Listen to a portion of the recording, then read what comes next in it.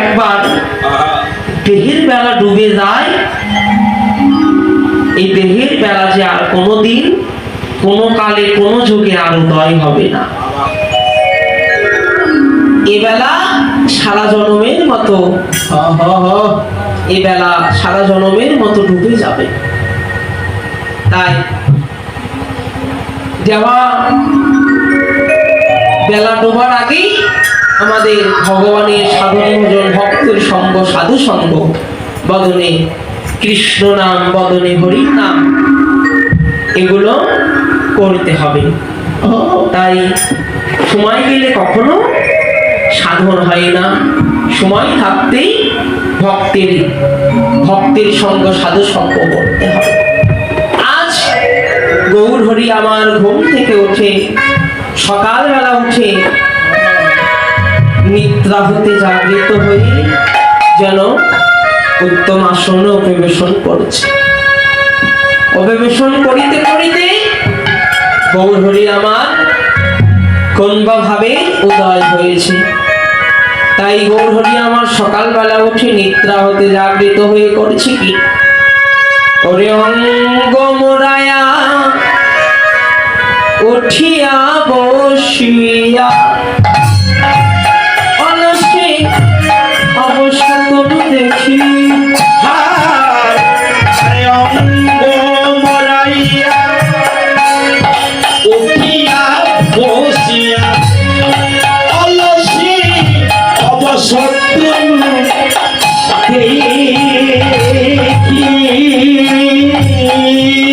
আর অঙ্গ মরাইয়া উঠিয়া বসিয়া অলসে অবসর দেখি, অঙ্গ মোরাইয়া উঠিয়া বসিয়া আমরা অলসি অবসর দেখি। এবার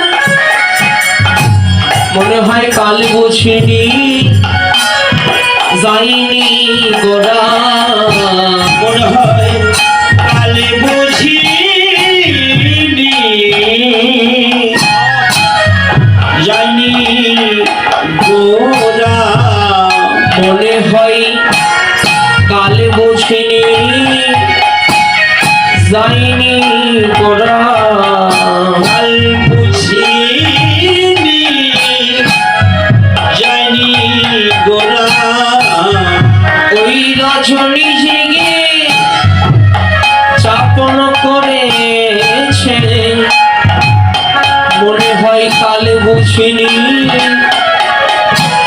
যাইনি গোরা, ওই না রজনী জেগে যাপন করেছেন, কাল বুঝিনি যাইনি গোরা, ওই রজনী জেগে যাপন করেছে, কাল বুঝিনি যাইনি গোরা, রজনী জেগে যাপন করেছেন, কাল বুঝিনি যাইনি গোরা, আর অলসে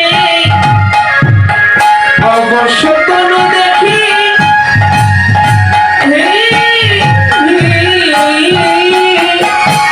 আমি অলসে